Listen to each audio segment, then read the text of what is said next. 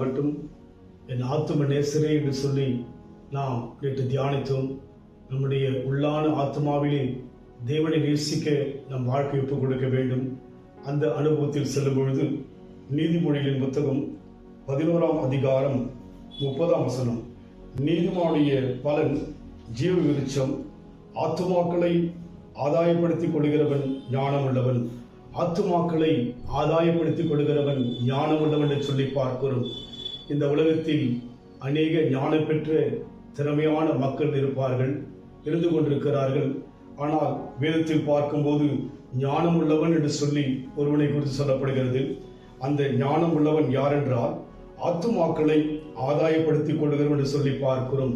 நம்முடைய ஆத்துமாவை தேவ சமூகத்தில் சாட்டி விடுவது மாத்திரமல்ல, நம்மை மாத்திரம் தேவனத்திலே கொடுப்பது மாத்திரமல்ல, அநேகரை தேவனுக்குள்ளாக வழிநடத்தும்படியான ஒரு ஞானத்தை கர்த்தர் நமக்கு கொடுக்க விரும்புகிறார். அதுதான் தேவனுடைய பார்வையிலே விசேஷமான ஞானமாயிருக்கிறது. அதை சற்று விலகிக் கொள்ள வேண்டும் என்று சொன்னால், ஞானம் உள்ளவன் ஜனங்களுக்கு புதிய வாழ்க்கையை கொடுக்கிறான் என்று சொல்லி பார்க்கிறோம்.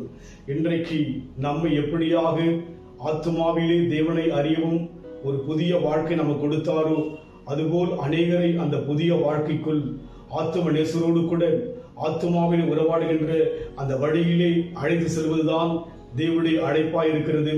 அதற்காக தான் தேவன் நம்மை ரட்சித்தார்.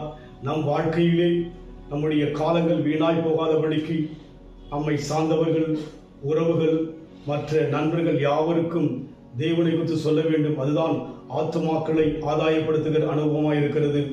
அந்த அனுபவத்தில் செல்லும்போது தேவன் நம்மோடு கூட இருப்பதை நம்மால் உணர முடியும். காரணம், நம் தேவன் யார் என்றால் மோசேயிடத்தில் சொன்னார், நான் உன்னை விட்டு விலகுவதும் இல்லை, உன்னை கைவிடுவதும் இல்லை சொல்லி. யோசுவாவிடத்தில் சொன்னார், நான் உன்னை விட்டு விலகுவதும் இல்லை, உன்னை கைவிடுவதும் இல்லை சொல்லி. அதுபோல தேவன் இன்றைக்கும் நம்மோடு கூட இருக்கிறார். இயேசு கிறிஸ்து உலகத்தில் வாழ்ந்தபோது சீசரோடு கூட இருந்தார்.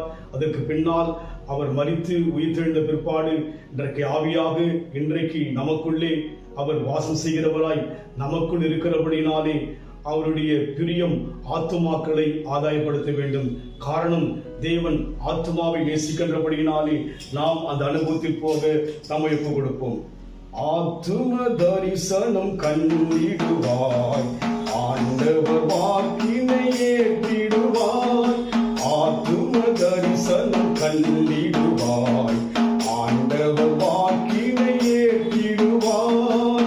விரைந்து சென்று சேவை செய்வாய், விளைவின் பலனை அறுத்திடுவாய்.